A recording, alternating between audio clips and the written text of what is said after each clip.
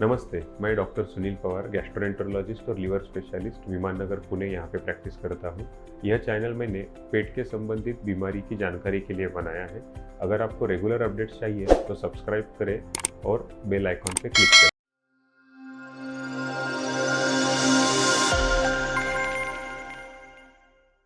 आज का टॉपिक है एंडोस्कोपिक अल्ट्रासाउंड। ये क्यों किया जाता है और कैसे किया जाता है।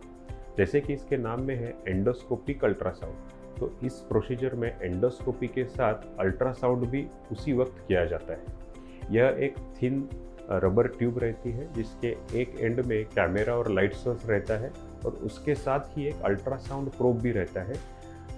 बाकी एंडोस्कोपिक प्रोसीजर जैसे गैस्ट्रोस्कोपी है, कोलोनोस्कोपी है, उसमें सिर्फ हम इंटेस्टाइन का ल्यूमेन देख सकते हैं। बट इसमें अल्ट्रासाउंड प्रोब होने के कारण इंटेस्टाइन का ल्यूमेन के साथ ही इंटेस्टाइन के ल्यूमेन के आजू बाजू के स्ट्रक्चर भी एंडोस्कोपिक अल्ट्रासाउंड में हम देखते हैं। अब हम जानते हैं एंडोस्कोपिक अल्ट्रासाउंड क्यों किया जाता है। Endoscopic ultrasound stomach, food pipe या इंटेस्टाइन के वॉल के अंदर अगर कोई गांठ वगैरह है तो उसका इवेल्युएशन के लिए किया जाता है। अगर इंटेस्टिनल ल्यूमेन या स्टमक ल्यूमेन के आजू बाजू कोई लिम्फ नोड है जिसको हम इम्यूनिटी के पावर हाउसेस कहते हैं, वो लिम्फ नोड अलग अलग बीमारियों में उनकी साइज बढ़ती है, तो उस लिम्फ नोड का सैंपल लेने के लिए भी एंडोस्कोपिक अल्ट्रासाउंड किया जाता है। लीवर से जो बाइल डक्ट आती है या पैनक्रियाज से जो पैनक्रियाटिक डक्ट आती है, इनके बीमारियों के लिए भी एंडोस्कोपिक अल्ट्रासाउंड का यूज़ किया जाता है। कभी कभी स्टमक ब्लॉक होता है तो एंडोस्कोपिक अल्ट्रासाउंड के ज़रिए स्टमक और स्मॉल इंटेस्टाइन को ज्वाइन किया जाता है ताकि खाना हमारा स्टमक से इंटेस्टाइन में चला जाए। पैनक्रियाज स्वादुपिंड, उसमें पानी की गांठ या सॉलिड कोई ट्यूमर वगैरह रह सकता है, उसके इवैल्यूएशन और टिश्यू एक्विजिशन मतलब सैंपल लेने के लिए भी एंडोस्कोपिक अल्ट्रासाउंड का यूज़ किया जाता है। अब हम जानते हैं एंडोस्कोपिक अल्ट्रासाउंड का प्रिपरेशन कैसे होता है। एंडोस्कोपिक अल्ट्रासाउंड के लिए पेशेंट को 6 to 7 आवर्स फास्टिंग रहना पड़ता है। अगर पेशेंट को ब्लड प्रेशर की समस्या है तो ब्लड प्रेशर की दवाई 6 घंटे पहले ज़रूर ले। अगर पेशेंट को डायबिटीज़ है तो डायबिटीज़ का मेडिसिन उस दिन नहीं लेना चाहिए। अगर पेशेंट कोई ब्लड थिनर पे है तो आपके डॉक्टर को ज़रूर बताएं, डॉक्टर उनको एडजस्ट ज़रूर करेंगे।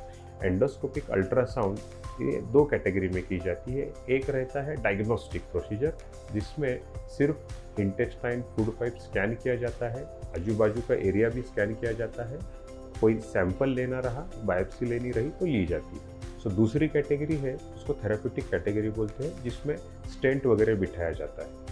तो डायग्नोस्टिक एंडोस्कोपिक अल्ट्रासाउंड प्रोसीजर के लिए जनरली इंट्रावीनस एनेस्थीसिया या जनरल एनेस्थीसिया की ज़रूरत नहीं होती, बट थेराप्यूटिक प्रोसीजर के लिए इंट्रावीनस या जनरल एनेस्थीसिया देना पड़ता है।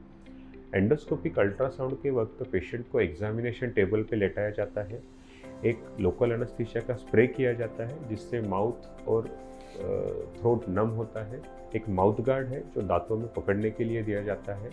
एंडोस्कोपिक अल्ट्रासाउंड स्लाइड किया जाता है और पेशेंट को वो स्वॉलो करना होता है। उसके ज़रिए फूड पाइप, स्टमक और इंटेस्टाइन को डिटेल में स्कैन किया जाता है। उसके आजू बाजू का एरिया डिटेल में स्कैन किया जाता है और कुछ लिम्फ नोड या कोई तकलीफ रही तो उसका सैंपल लिया जाता है। थेराप्यूटिक प्रोसीजर में इंट्रावीनस या जनरल एनेस्थीसिया देके प्रोसीजर होती है। जनरली एंडोस्कोपिक अल्ट्रासाउंड को 20 मिनट्स to 1 आवर का टाइम लगता है। एंडोस्कोपिक अल्ट्रासाउंड के बाद क्या खबरदारी हमें रखनी चाहिए। सो एंडोस्कोपिक अल्ट्रासाउंड जब होता है उसके बाद गले में थोड़ा डिस्कम्फर्ट रह सकता है, पेट में थोड़ा ब्लोटिंग या क्रैम्प आ सकते हैं। अगर आपको कोई ज़्यादा पेन वगैरह है तो आपके डॉक्टर से ज़रूर कनेक्ट करें। सो इन कंक्लूजन, हमने आज एंडोस्कोपिक अल्ट्रासाउंड प्रोसीजर होती क्या है, वो कैसे की जाती है, इसके बारे में जाना। अगर आपको ये वीडियो पसंद आया है तो लाइक करें और शेयर करें।